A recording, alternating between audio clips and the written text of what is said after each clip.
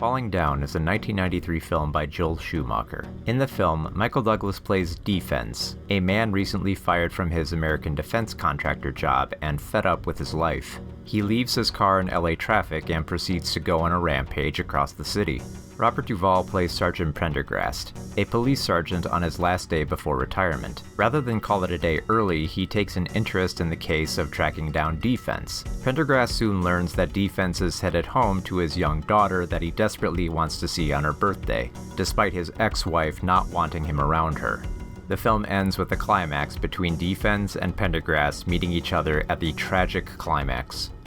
Falling Down criticizes two forms of the hero perceived in American culture, the outlaw hero and the official hero. The official hero is traditionally someone who works within the law, such as a soldier or sheriff, while the outlaw hero works outside the law, such as a bounty hunter or hired gun. Defense can be viewed as a criticism of the outlaw hero given his dissatisfaction with the law and favoring more of what he feels is right over what is lawful. More visually evident, however, is how he is posed as an outdated outsider, donning a work attire and a haircut more evocative of the 1950s than the 1990s. Defense is framed as a boiling point of the white-collar middle class that is aggravated by the system and acts out in the most surface-level ways. In one of his first acts of violence, Defense is angered by the prices of a convenience store and proceeds to smash up the food on the shelves. Defense swipes the baseball bat off the Korean shop owner and proceeds to massacre merchandise until he receives what he deems as a fair cost for a soda, a price that he believes is the way society should reflect.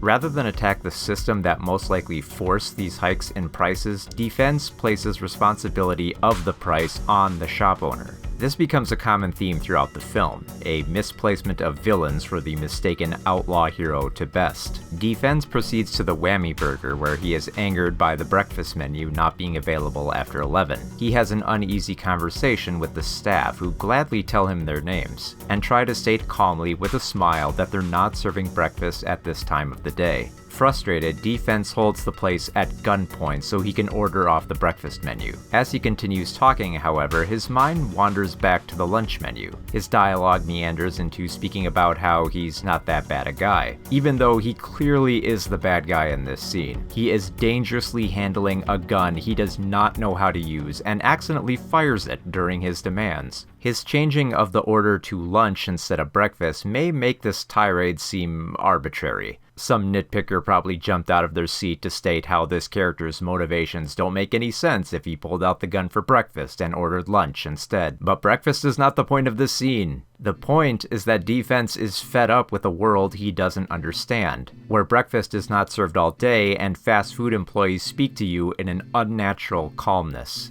Defense later confronts city construction workers and remarks on how they bleed their budget to increase the cash flow for the following year's budget. His response is to attack the workers and public property with a rocket launcher, arguing that it'll give them something to fix so that the budget will be better spent. It's this reasoning that he decides to favor the destruction of city roads despite being unaware of how to fire such a weapon, relying on a child to show him how to use it. This is a man who would rather burn down postmodern society than try to adapt or improve it. His anger is greatly misplaced, not just on targeting the workers, but civilians and public property as well. Some might argue he wasn't specifically targeting civilians during this scene, but he's not exactly a marksman with weapons either. The actions of Defense are based on being reactive and transgressive to what he perceives as the wrongs of the world. This is made most clear when he stumbles into an army surplus store, where the fascist white supremacist owner shows his admiration for Defense. The owner directly compares them as being the same in their philosophies of striking out against modernism. But Defense denies this comparison, stating that he is no fascist, but an American. This disillusions him only slightly to realize the error of his ways, but it also backs him into a corner of violence where all he can do is deliver his point bluntly with murder rather than reason. Now, Defense may not believe he is a fascist, but his methods of trying to combat postmodernism and the betrayal of the American dream attract that very fascistic crowd. Defense may just want to go back to a time when the white-collar worker had a stable job for the ideal American lifestyle, a lifestyle he feels was promised to him. But the fascists also want to go back, transgressing time to a point where they can be more openly homophobic, racist, sexist, genocidal, and just be a general asshole.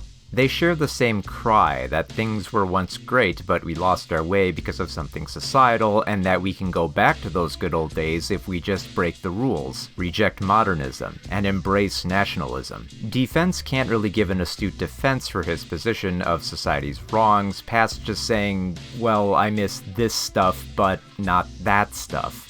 Worth noting is that Defense is also deeply ignorant in his American perceptions. He insults the Korean store manager at one point, asking if he knows how much money America has given to Korea. The Korean store owner then asks if Defense knows the answer, and he doesn't, only assuming that it must be a lot. A lot of people who watch that scene between Defense and the white supremacist may feel that it resonates more today. April Wolf of LA Weekly wrote of this aspect applying to the 21st century in an article stating, quote, "Today we might see Defense and the white supremacists as the infighting sides of the far right. One couches racism in coded words like thug, while the other wants an outright ethnic cleanse. Ultimately, what both want is to return to their idea of a pure America, unburdened by the concerns of minorities and women." The quest of Defense continues, and little by little he comes to see how monstrous he has become. He is even given a preview of his rampage when he watches helplessly as a protester is taken away by the police, shouting for people to remember him. Few people will remember that guy for his fervent ramblings, and all Defense seems to take away from this event is that he needs to do something memorable, something drastic, something so that the American dream won't be forgotten. Defense reacts coldly and oftentimes surprised by his own actions of violence and rebellion. He seems perplexed, as though he never had to resort to such ugliness prior, but feels that he must when the world has left him behind. In a different era, Defense would be lauded as an example of the American dream, for doing everything that he was told. But now he believes he has been forced into the role of an outlaw hero, a prospect that some of the deluded traditionalists flock towards and even hope to fulfill. Sergeant Pendergast, however, is posed as the official hero, one who favors the law and argues that nobody is above it. He is one day away from retirement and continues to do his job, despite not being as valued by his department. He had a daughter, but she died long ago, killing his dreams of being a father. His wife is uneasy, demanding that he come home and shed his law enforcement life quickly. Much like Defense, Pendergrass also takes out his frustrations on the wrong targets, namely his wife and fellow officers. Pendergrass displays just how much of his role has been reduced throughout the film. All he can do within a police force that has kicked him aside is sling profanity. At any rate, the official hero he once was has degraded, where he now finds himself more as the defense of holding to what he believes is the lawful thing to do. Pendergrass is easier to pity in this regard, in that his actions are more socially acceptable of doing what he has been told, even if his actions don't ultimately fulfill the moral ideal that the typical template of the official hero strives towards. Defense and Pendergrass operate on a different level of morality, but have their motives called into question throughout. They represent an act of fantastical revenge, a revenge fantasy, if you will, for being discarded by the workforce. Defense is fired and Pendergrass is retiring. They seek worth after employment, feeling that the world has turned its back on them, leaving them nowhere else to go in life. And the film showcases the dangers and emptiness of such a life when it all seems to depend on work. If that work is over, is there anything left for them? Can they still be a person of value? Can they still be the American man they were told to be if they just ticked all the boxes? Literary critic Irving Howe wrote in his book Politics and the Novel on how men can be driven to such a flux with their idealism. Quote, "It is when men no longer feel that they have adequate choices in their styles of life, when they conclude that there are no longer possibilities of honorable maneuver and compromise, when they decide that the time has come for ultimate social loyalties and political decisions, it is then that ideology begins to flourish. Ideology reflects a hardening of commitment, the freezing of opinion into system, the uniqueness of our history, the freshness of our land, the plentitude of our resources. All these have made possible and rendered plausible a style of political improvisation and intellectual freewheeling." The two characters go down pretty much the way we expect these types of heroes to go out. The outlaw usually goes down in a blaze of glory while the official fades into the distance, but they are not seen as the familiar archetypes of heroism, at least in terms of how they are portrayed. Defense will not be remembered as the man who fought against the system, but the man who shook things up just enough to become the bad guy for a day. It takes him right up to the final scene to ask the question he should have been asking all along. I'm the bad guy? This baffled questioning is then followed up with a rant about how someone as hardworking as him shouldn't be the villain, but the hero instead.